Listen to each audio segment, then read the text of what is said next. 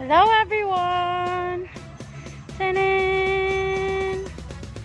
We are at the dragon fruit farm and we're waiting for our shake. Good day everyone! Yes! Where are we? Ta-da! We are at the dragon fruit farm in Liluan. So as what you can see, we have here lots of plants and of course we have dragon fruit in the flesh.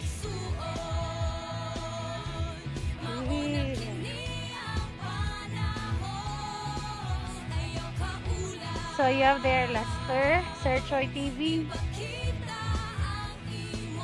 waiting for our order, dragon fruit shake. Ta-da!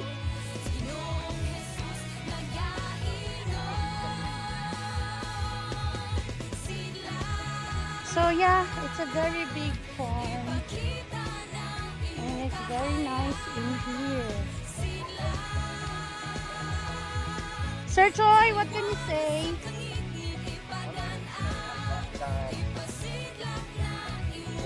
Okay kayo. Okay, thank you. So as what you can see, there are lots of people trying to come here inside the farm. So just to inform you, the entrance fee is 50 pesos.